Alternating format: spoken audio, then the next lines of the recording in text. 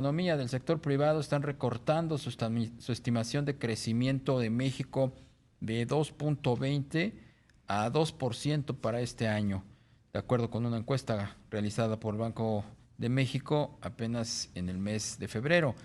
Vamos a platicar con Alexis Milo, analista y consultor económico. ¿Cómo estás, Alexis? Buenas tardes. Hola Darío, Rogelio, gusto saludarlos. ¿Tú coincides con estos pronósticos? Estamos observando que están ajustándose a la baja. ¿Tú qué es lo que estás visualizando en el mercado? Mira, más que coincidir con los pronósticos, yo creo que hay que ubicar dónde está la discusión. Y aquí básicamente hay dos formas de ver lo que está estos pronósticos o estos números. Hay quienes dicen, estuvo muy débil la economía mexicana en el segundo semestre de 2021. Si la economía se sigue así de débil, vamos a ver un crecimiento bajo, ¿sí? Y hay otros que dicen, bueno, sí, la economía se puso en pausa en la segunda parte del 2021, pero todavía hay muchos renglones, sobre todo en la parte de servicios, que están por debajo de los niveles prepandemia y no tenemos razón para esperar que las cosas no se normalizaran a lo largo de 2022. Les diría que precisamente por eso vemos una gran dispersión en los pronósticos, ¿sí? Porque algunos piensan lo primero que mencioné, otros piensan lo segundo. Yo creo que las cosas están un poco a la mitad.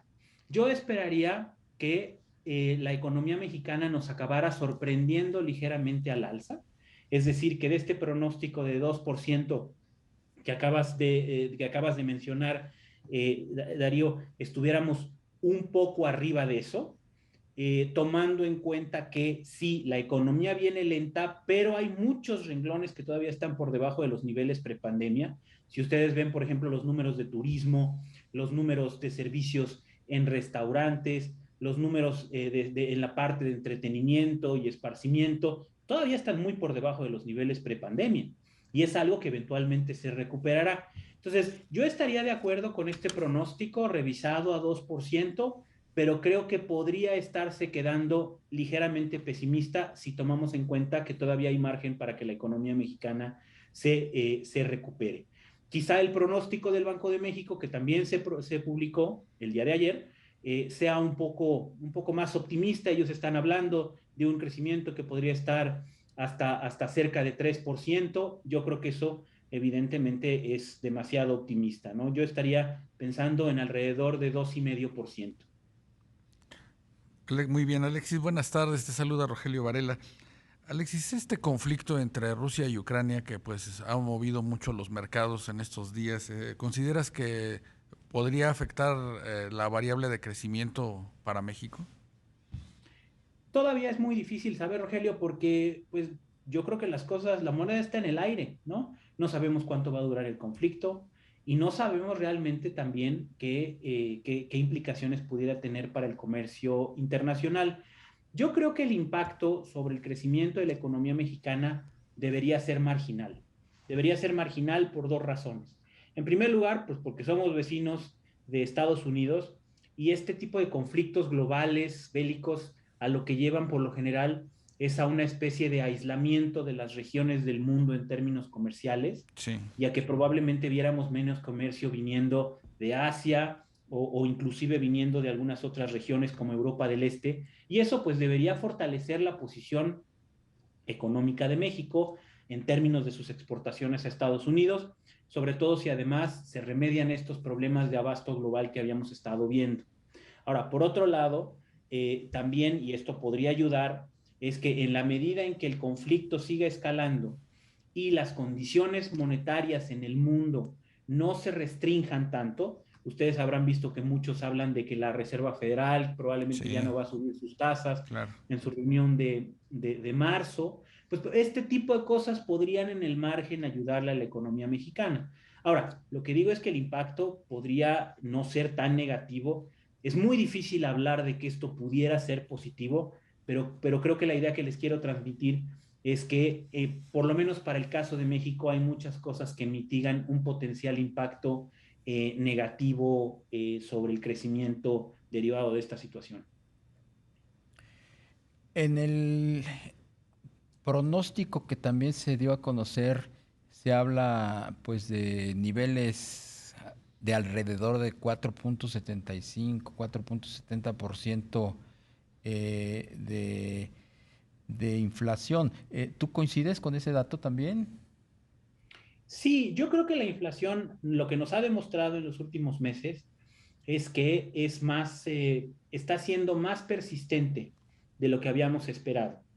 Y en la medida en que se mantengan estos problemas de suministro global y en la medida también en que haya presiones sobre el precio de algunas materias primas, creo que este pronóstico de inflación, donde podría andar alrededor del 4.75, cerca del 5%, creo que es un pronóstico realista, sobre todo si consideramos que al cierre de la primera quincena de febrero, Darío, pues andamos arriba de 7%, 7.22 para ser exactos. Entonces, esto es congruente con una predicción de presiones inflacionarias que de alguna manera se reducen, pero creo que la inflación seguirá persistente y seguirá a niveles superiores a los que se había anticipado. En este caso estoy de acuerdo con ese pronóstico, con ese consenso. Creo que podría ser que viéramos niveles de inflación un poco más bajos, pero tendrían que pasar muchas cosas, distenderse rápido la situación bélica, que no afectara tanto el precio de la energía, que no viéramos una afectación sobre los precios de las materias primas, para que viéramos niveles de inflación ligeramente menores a los de este pronóstico. Claro. En ese contexto, Alexis, el tema del petróleo muy ligado a las gasolinas y al gas que importamos, ¿podría, digamos, que generar alguna presión en finanzas públicas? Definitivamente sí, Rogelio, porque el riesgo aquí es que suban los precios del petróleo, lo cual puede tener cierto efecto positivo sobre los ingresos petroleros. Y diría cierto ingreso porque si vemos el reporte de enero, las exportaciones de petróleo crudo de Pemex cayeron más de 20%, ¿sí? Entonces, puede ser que si bien estamos exportando petróleo más caro, estemos exportando cantidades significativamente menores de petróleo. Eso es un riesgo. Y no olvidemos que además, pues el gobierno ha anunciado intenciones de reducir aún más las exportaciones de petróleo para abastecer a las refinerías nacionales y como parte de esta estrategia de autosuficiencia en combustibles. Y por otro lado, digamos, ese sería el lado bueno que pudiera ayudarnos los altos precios del petróleo y a las finanzas públicas, pero el lado negativo es que si siguen subiendo los precios del petróleo o los precios actuales se mantienen y repercuten sobre los precios internacionales de la gasolina, pues podríamos regresar a la situación que vimos durante muchos años donde teníamos un IEPS, un impuesto especial a la producción de bienes y servicios reducido Sí. y que incluso pudiéramos llegar a un IEPS cero o incluso negativo, es decir, un subsidio. Esto evidentemente sería un impacto muy, muy negativo sobre las finanzas públicas, Rogelio. ¿Qué otro elemento puede poner en riesgo el desempeño de las finanzas públicas que concierne a petróleos mexicanos a la luz pues de este conflicto bélico en Ucrania? Pues el simple hecho de que pues Pemex necesita seguir invirtiendo, necesita año con año más recursos y que fluyeran pocos recursos y que el gobierno tuviera que inyectar esto para que Pemex cumpliera con sus metas de inversión, yo creo que podría poner en riesgo las finanzas públicas eh, por el lado de Pemex. Pero también en caso de que viéramos menores tasas de crecimiento de la economía mexicana, pues podríamos ver que la recaudación se cae. No olvidemos, y con esto toco de regreso un poco el tema de los pronósticos, Darío, que el pronóstico de la Secretaría de Hacienda para el crecimiento de este año con el cual se elaboró el presupuesto es más de 4%. Entonces, si la economía mexicana termina creciendo, como dicen los colegas economistas, alrededor del 2%, pues quiere decir que estaríamos viendo una recaudación tributaria significativamente menor a la que está proyectando la Secretaría de Hacienda. Si eso lo juntamos con el tema de Pemex y sus finanzas precarias, que ya anunciaron pérdidas de más de 220 mil millones de pesos, pues creo que podríamos ver un escenario complicado para finanzas públicas este año y el año que viene.